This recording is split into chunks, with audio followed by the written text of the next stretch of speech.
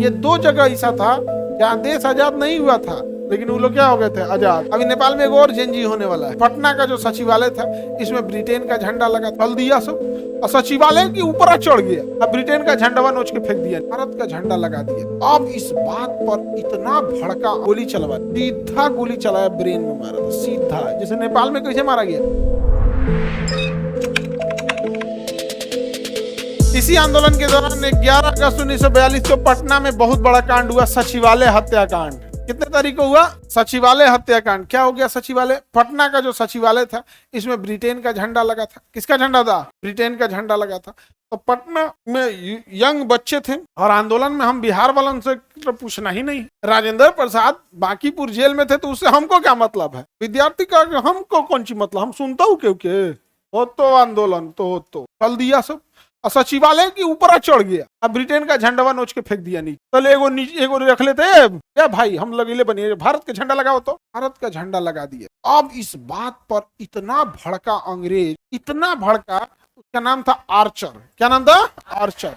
क्या नाम था? आर्चर। आर्चर को ऐसे याद रखना है, आर्चर माने तीर होता है। आर्चर मतलब क्या होता है? तीर। लेकिन आर्चर जो था ना, गोली चलवा, सीधा गोली चलाया, ब्रेन में मारा था सीधा, जैसे नेपाल में कैसे मारा गया जेएनजी सबको। नेपाल में क्या मारा? जेएनजी सबको। अभी नेपाल में एक और जेएनजी होने वाला है, एक बार फिर होगा। हाँ, ये ठंडी खत्म होने के बाद, अभी नहीं, अप्रैल के आसपास, क्योंकि नेपाल का ना ठंड बहुत भयानक आ जाती है ना नेपाल में, तो इधर अभी नहीं होगा, लेकिन दोबारा जेएनजी फिर होगा नेपाल में। अब फिर इस बार बराबर कर देगा। समझ में आ गया कि नहीं आ गया? तो आर्चर ने क्या कर दिया? गोली चलवा दिया, और कितने विद्यार्थी शहीद हो गए। इसी घटना को क्या कहा जाता है? सचिवालय हत्याकांड।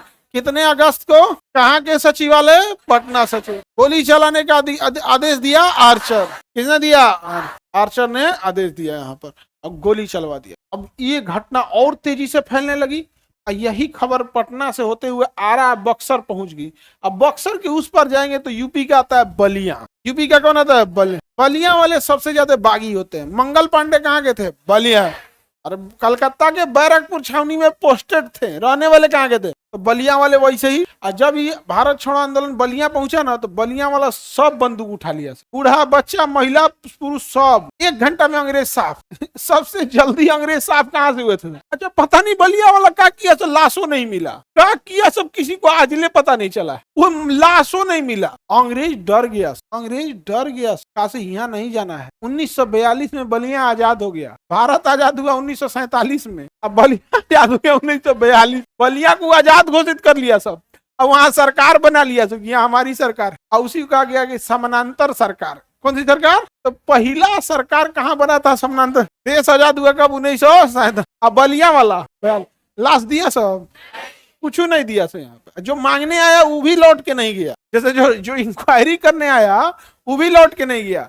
तो अंग्रेजों ने सोचा कि भारतीयों को भेजते हैं, ये बताएगा क्या हुआ, तो उन्होंने को निपटा दिया था। कहा था अंग्रेजों का चमचाई करने आए हो, हाँ, तुम भी लौट के नहीं जाओगे। तो कोनो जइबे नहीं करे बलिया में। कहा कि इसीलिए बलिया वालों को बागी बलिया कहा जाता है। क्या कहा जाता है? बागी बलिया। और बात एकदम खबर तेजी से फैल गई कि बलिया वाला आजाद हो गया, बलिया वाला आजाद हो गया। तो महाराष्ट्र में एक जगह है सातारा, महाराष्ट्र में जगह है सातारा। तो पेशवा और मराठों का सातारा और पुणे, ये 2 गढ़ होता था। तो सातारा वालों ने भी क्या कर लिया? सातारा पहाड़ों से थोड़ा घिरा हुआ है, वहां भी मार बराबर कर दिया। तो सातारा और बलिया, ये 2 जगह ऐसा था जहां देश आजाद नहीं हुआ था, लेकिन वो लोग क्या हो गए थे? आजाद। और सरकार भी बना ली है वहां पे। उसे कहा गया समानांतर सरकार। क्या कहा गया? तो पहली समानांतर सरकार कहाँ बनी? बलिया। दूसरी सातारा। समझ में आ गया कि नहीं आ गया?